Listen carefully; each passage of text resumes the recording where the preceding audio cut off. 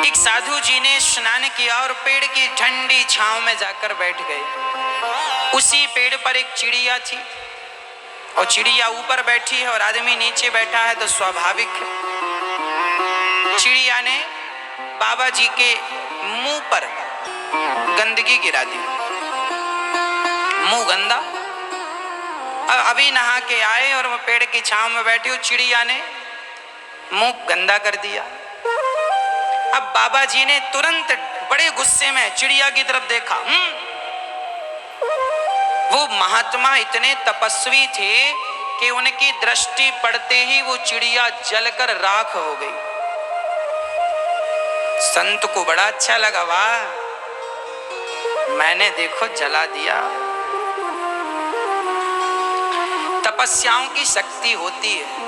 वो साधु बड़े तपस्वी हो गए और बड़े, अब जरा चिड़िया जल गई ना तो अहंकार भी आ गया। ओ, मैं कम साधु थोड़ी हूँ, पावरफुल हूँ, देख लूंगा तो जल जाएगा। तभी वो गांव में भिक्षा लेने गए। साधु थे, खाने के लिए कुछ चाहिए तो भिक्षा मांगते थे। गए, भिक्षाम देही। अब वहां पर एक पतिव्रता नारी अपने पति के चरण दबा रही थी और उसी समय ये साधु बाबा आ गए और कह रहे हैं भिक्षाम देही। अब वो अंदर से कह रही है, महात्मा जी जरा थोड़ी देर में मैं आई, आप इंतजार कर लीजिए। अब बाबा जी, हमें इंतजार का कह रही हो, जानती नहीं हो हम कौन है? थोड़ी देर बाद फिर आवाज लगाई, भिक्षाम देही। उस पतिव्रता नारी ने कहा, महाराज जरा इंतजार कर लीजिए। अब तो बाबा जी आग बबूला हो गए। उनको लगा इसे भी देखूंगा, ये भी जल जाएगी। खड़े रहे, इसे मजा चखाता हूं, मुझे इंतजार करा रही है, आने दो। थोड़ी देर बाद पत्नी आई, महाराज जी बताइए मैं आपकी क्या सेवा करूं? जानती नहीं है, एक संत को इतना इंतजार कराना चाहिए, मैं कौन हूं? घूरने लगे। उस स्त्री ने कहा, महाराज मैं कोई चिड़िया नहीं हूं जो आपके देखने से जल जाऊं। अब बाबा जी चक्कर में पड़ गए, हे भगवान, जंगल में तो ये बात केवल मैं ही जान रहा था, अभी तो अखबार में भी नहीं छपा, कोई न्यूज भी नहीं आई इसकी, कोई रिपोर्टर नहीं था। अब बाबा जी को लगा इसे कैसे पता? तब बाबा जी उसके ज्ञान के कायल हो गए। हाथ जोड़ के, देवी तुम बता दो कि तुम्हें इतनी शक्ति कहां से मिल गई? आप इतनी शक्तिशाली कैसे कि मेरे साथ जो अभी घटना घटी वो आप घर बैठे जान गई? ऐसा कौन सा आपके पास बल है, कौन सी ताकत है, क्या है आपके? उस महिला ने कहा, महाराज मैं अपने पति की सच्चे मन से सेवा करती हूँ, यही मेरी सबसे बड़ी ताकत है। मैं जो काम करती हूँ और मैं आपसे कह दूं जो काम किया करो ईमानदारी से, समर्पण भाव से किया करो, वही काम आपकी भक्ति बन जाएगा और वही आपकी सबसे बड़ी ताकत बन जाएगा। उसने कहा, मैं पति की सेवा करती हूँ और आपको ज्यादा डिटेल में जाना है तो मेरे गुरुजी के पास चले जाओ, पता कागज में लिखकर दे दिया। गए, वहां जब पते पर गए तो वहां एक कसाई की दुकान थी। वह पता उस महात्मा को कसाई की दुकान में लेकर गया, जो तराजू में रख रख के मांस तौल तौल के बेच रहा था। महात्मा जी बोले, राम राम, मैं तो ठहरा ब्राह्मण और ये ठहरा कसाई, इससे मैं क्या ज्ञान लूं? वापिस जाने लगे। तब कसाई ने आवाज लगाई, अच्छा फलानी ने भेजा है मेरे पास। आए और जाने लगे।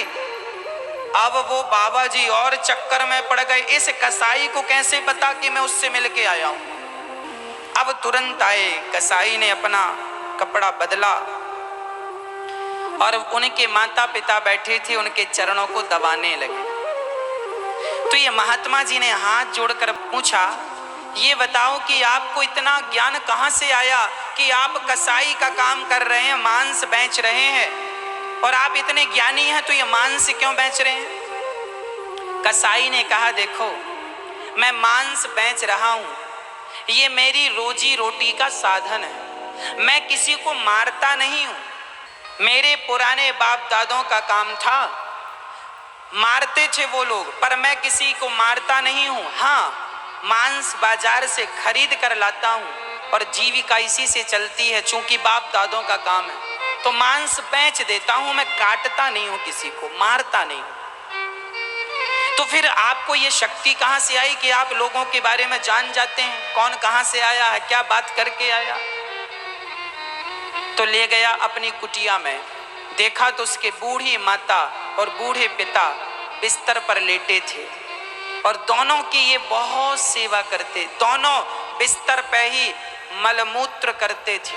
माता पिता बूढ़े हो गए थे, 90-95 साल के, उठा नहीं जाता था। ये कसाई अपनी माँ को बड़ी पवित्रता से नहलाता, कपड़े पहनाता, मलमूत्र साफ करता, पिता का बड़ी श्रद्धा से करता। उसने कहा, मैंने ये जो कुछ जाना है ना, केवल माता पिता की सेवा के बल पर ये जाना है जो मैं आपको जना रहा हूं।